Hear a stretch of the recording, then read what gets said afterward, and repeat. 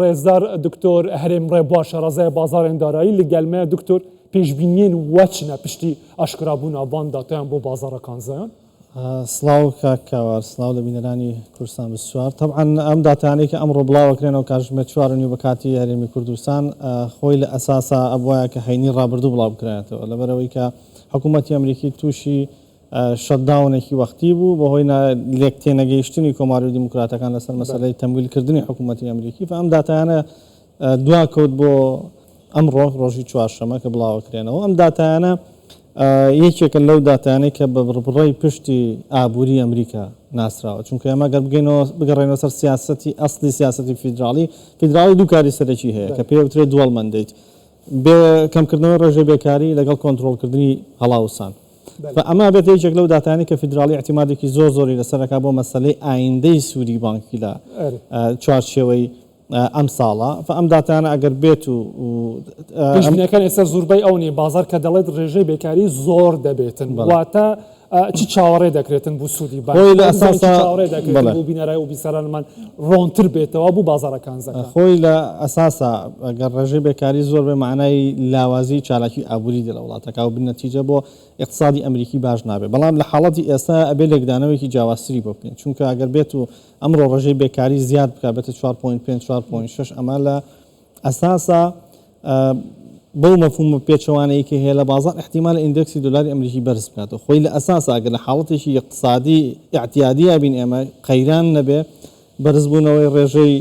بێکاری ئەبێ ئیندێکسی دلاری ئەمریکی دابەزێنە بەڵام لە حاڵەتی ئێستا ئەگەر ئەمڕۆ ئەم داتایانە تا ڕادەیەکی زۆر ڕویان لە بەرزبوونەوە کردبوو ئیندێکس بەرزە بێتەوە بەو مانایی خودی داتاکە نێگەتیڤە بەڵام ئەم بەرزبوونەوەی وا لە فیدراڵی ئەکات کە نەتوانێت لە مەسەلەی دابەزاندنی سوودی بانکیە بەردەوامی هەبێت و چەند جارێک کە سوودی بانکی لە زیاتر باسکەتێکی هێشتا نێزیکتر بکەین داتا بەڵاو بوو 4.5 و بەو شێوەبوون کە بەڕێستان باس کرد کەواتە بینەرەکانمان دەیانەوێت بزانن دێچل نرخێ زێڕی هێتن نوکە خۆی لە ئەساسا داتاکان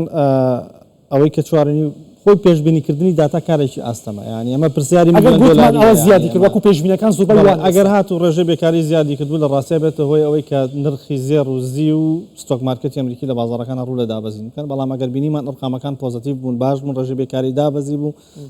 ڕێژەی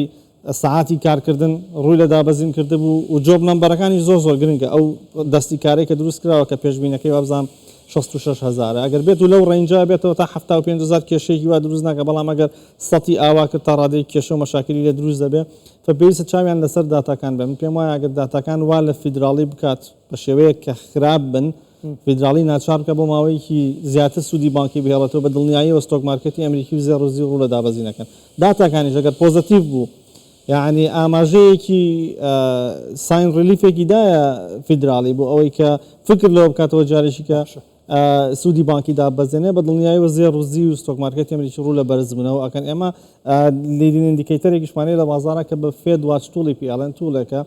لەوێ پێشبینیەکانی بازار بۆ دابەزاندنی ئینترێست ڕێیتی داهاتوو بڵاوەکرێن ئۆنلاین بە لەحسە گۆڕانکاری بەسەرایە ئەویش یەکێکە لەو ئەداتانی کە لە بازاڕاکرد چاودێری بکرێ بۆی بزانین ژێ ڕەوشەنوکە هەیی بازار تێدا دەڕبازن بەتایبەت پشتی وان دوو هەفتەیەن چووی نەجێگیریای هەیە و داکەتنا مەزن یا بکانزان بەهاتیە تۆمارکردن مامەڵەکردن بێ سەرخۆ تێنەکردن بێ هوشیاری تێنەکردن دە حالەتە نەهادا و ئامانێکا گرنگ ji درڕێزێ de کێمتری دەمژمێرێک مایە بێتە بەڵاتکردن لە ئەمریکا چی بکەن مامەڵیان بکەین دوی دەمێدا لە ڕاستی ئاراستە بکەین فرۆتێن کڕین خۆی ئەمە ڕاوشکاری بازاڕە داراییەکان وەکو ئەو پۆرتفۆلیۆ ئابوووریانشی کە هەمانەیە ئەمە هیچ ترێیدێک و هیچ بازرگانیەک لە هەبوونی حدەسێکی و ئیڤنتێکی گرنگی وەکو بڵاوبوونەی ئەم داتایانە ئەنجام نەدەن و پێشنیار و نەسیحەتی هیچ کەسێکیش ناکەن کە لە کاتی بڵاوبوونەوەی داتاکانە کە کڕین و فرۆشتن ئەنجامدا چونکە ئەم داتایانە بە گوێرەی پۆزیتیڤ و نێگەتیڤەکەی ئەکرێت بۆ نمونە نرخی زێر 150 دلار بەرز کاتەوە کرێت 150 دلار دای بەزێن یعنی شتێکە کە تۆ نتوانی پێشبینی بکەی ئۆدەکانی خۆت یعنی ئەگەرەکانی خۆت بۆ قازانجکردن ڕوون نەبێت لە بەرچاوتە احتیمالی ئەوە هەیە ینی بابەتەکە گەڕێتەوە سەر شانس یعنی تۆش بازارێکە کارت یا کرد جارێک دوو جار بە شانس توانێت بەزەکەت ئیشی تۆ ڕۆژانە بوو بە شێوەیەکی نابێت لەسەر شانس بەڕاستی و نەسیحەتی ئەمەوەیە کە لە کاتی خەبەرێکی لەو شێوەیە بازرگانی زۆر کەس لە هەرێمی کوردستان بە شانس چوون بوو بازاری زیو بینی من خەڵکێکی زۆر زەرری کرد بە بزانین کونوکە ناو بازاڕیدا نرخ چاوایەک و پێشتر جوداهیەکان مازن هەبوو لەگەڵ باش دیار بوو لە هەموو بازارانی هەرێما کوردستانی فروتنەکان مازن یا زیوی چێ بوو پشتی داکەتنا مازنە چەند ڕۆژ بەرێ و ئەف پێنگاوە فروتنێ پشتی وێ داکەتنێ چاوا دیت بوتناتە لەسەر چ بوو؟ خۆی لە ڕاستیە کاتێک ئەمە کێشەی سەرەکی لە هەرێمی کوردستانە ئەوەیە کە مامەڵەکردن لە بۆرسەکانە تا ڕادێکی زۆر ئێمە ئەزمونێکی باش نیە وش یاریکی باشیش نیە لە ناو بازاڕەکانە ئەو خەڵکێکیش لەو ماوانەی بینیمانەکو لە راپۆرتەکەی جەنابیشان ئاماژەی پێکراکە تووشی زەرەر و زیان بوون ئەمە ئەبێتە هۆیەوەی کە عنی خەڵک بە شێوەیەکی عشوایی دوای قەرەباڵەکەی بازار کەوت و ئەچێ معاملەیەکەکە و نازانێ معاملەکەی بۆ کرد و نازانێ قازانجەکەی چەنە نازانێ ڕێژەی مەترسیەکەی لە ئەنجامدانی معاملەکەی چەنە بنەتیجە دۆخێکی لەو شێوەی لێ دروست دەبێت کە بە بەردەوام من دڵنیام لەوە کە لێرە لە شاشەی کورسان 24ەوە لە تەواوی ئەو بەرنامانەی کە لێرە ئەنجامماندا و هۆشداریمانداوەتە خەڵکی کە بۆ نمونە دابەزینیش لە بازار ئەبێ حاڵەتی طبیعی خۆیە خۆڕاستکردنەوەش ئەبێت دوای بازار بەرز دەبێتەوە و حسب دۆخە ئابوووریەکەکردن بۆ ڕاکارانە دروست بێت فروتین دکتۆر من پێم وایە کە ئەوەی کە کڕیوێتی لە ڕاستیە بۆ نمونە خۆی هەڵا تێگەیشتن لە مەفهومی وەبەرهێنان هەیە بۆ نمونە وەبەرهێنان بۆ هەفتە و 2 هەفتە و 3 هەفتە و 4 هەفتە نییە بەڕاستی وەبەرهێنان لە 6 مانگ هەتاوەکو 2-3 ساڵ دەست پێەکە ینی مەودای وەبەرهێنان ئەو تۆ کە ئەیکڕی ئەم پارەیە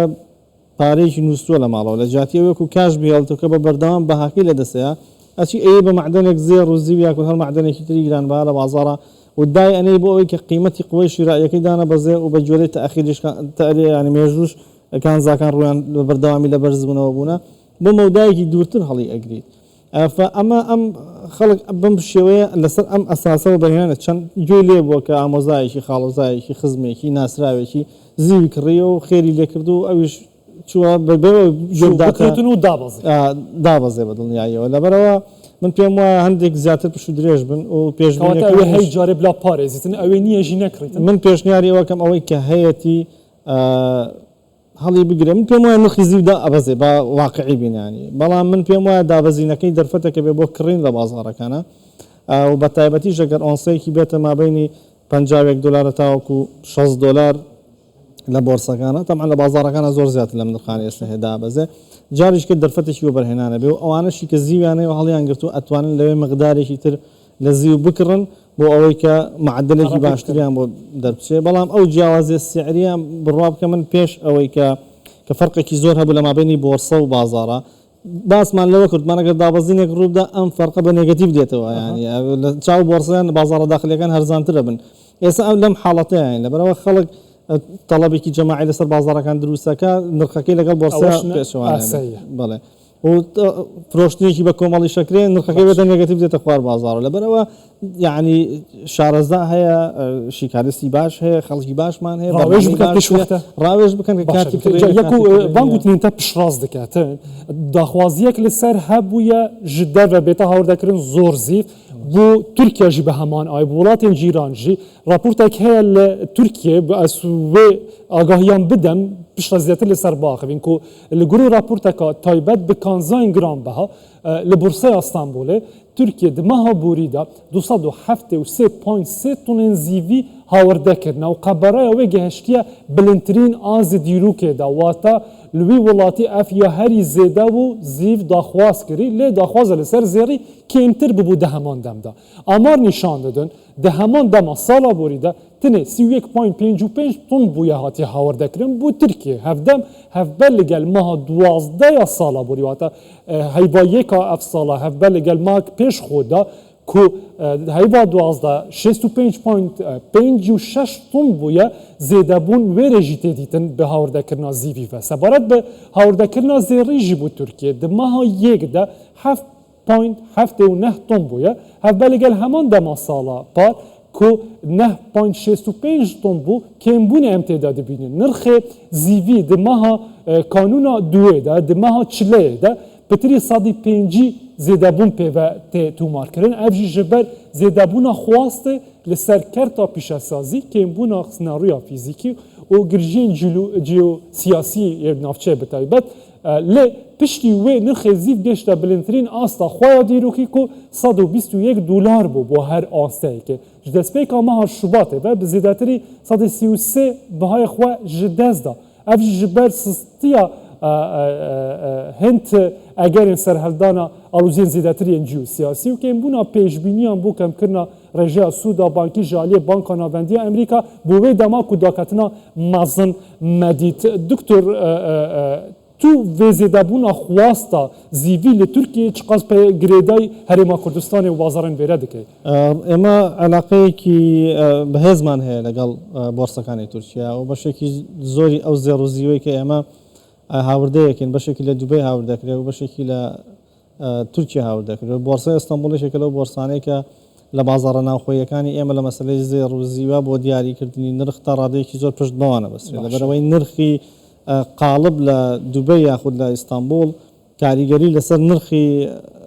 هەولێر و سلێمانی و بەغداش دروستەکە لەبەرەوە ئێمە گرێدراوی ئەوان دروستبوونی خواست لە دەرەوەش هەندێک جار من پێم ئاساییە کە نرخێک هەر ئەبێت جیاوازێکە بە لە نێوان نرخی سپۆتی بۆرسە نێودەوڵەتەکان لەگەڵ بازار چونکە مەسەلەی گومرگە مەسەلەی گواستنەوەی مەسئولەی طبعا بەڵام جیاوازەکە لە حاڵەتێکی مەحدودا بێت بەڵێ ئەوە کارەساتێک بوو لە بازاڕەکان ڕوویدا و کێشەکەش لەوەیە کە داواکاری زۆرە داواکاری زۆر لە حاڵەتی دروستبوونی داواکاری ئەزانی وەکو چۆن وایە ئەمە بەگەر بیکەین بە نمونەیەک ئێمە هەموو ساڵێکە بینین لە خلالی مانگی ڕەمەزانی پیرۆزە نرخی شتومەک لە بازاڕەکانە بەرزەبێتەوە بۆ بەرزەبێت و تەڵەبێکی زۆر هەیە لە بازاڕە بۆ نمونە لە کاتی پشووەکانە لە کاتی سەری ساڵە نرخی هۆتێل و کۆمەڵک شوێنی گەشتیاری زیادەکەن بۆ چەند ڕۆژێکی هەفتە ئەمە چی وای لێک ئەمە تەڵەبێکی ئیزافی بازار وای لێکە بەزەبینی دوای هەفتەیەک دوو هەفتە نرخەکان وەکو خۆیان ڕوو لە دابەزینەکەن ئەم بازاڕی زێڕوزیوەش لە حاڵەتی هەبوونی تەڵەبێکی زۆری لەو شێوەیە ئەو بەرزبوونەوە پێوانەیەی تۆمار کرد و پێم وایە لە حاڵەتی ئێستاشا هەندێک لەو داواکارانە لەسەر ئاستی جیهان کەمبوونەتەوە و زێڕش پێویستی بەوە هەیە تەوەقعەکەم کە ئۆنسایەکی بگەڕێتەوە 5150 بۆ 200 دواتر ئێمە بەڵێ ئەمە شەپۆلێکی دابەزینی بەهێزتر ببینین چونکە لەو دابەزینانە مۆمەکانی زێڕوزی و زەربەیەکی گەوریان بەرکەوتووە و لە ڕووی خوێندنەوەی تەکنیکیەوە تۆزێک دۆخەکە پێچەوانە بۆ تۆ لەوەی کە پێشتر هەماموو پێم وایە خەڵک پێویستە بە وریایی و مامەڵە لەگەڵ بازار زۆر سپاس دکتۆر هەرێم ڕێ باش ڕازای بازارێن دارایی ماندوو زۆر سپاس بۆ بەڕێستان